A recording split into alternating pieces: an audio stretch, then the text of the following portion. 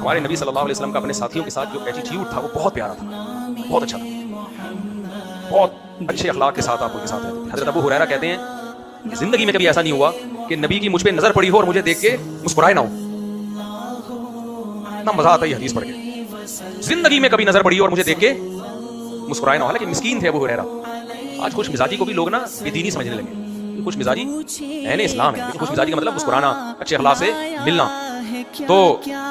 نبی اپنی مجلس میں کسی ساتھی کی غیبت برداشت نہیں کرتے تھے، آپ چاہتے تھے کہ میں جب جس سے بھی ملوں میرا دل اس کی طرف سے صاف ہو۔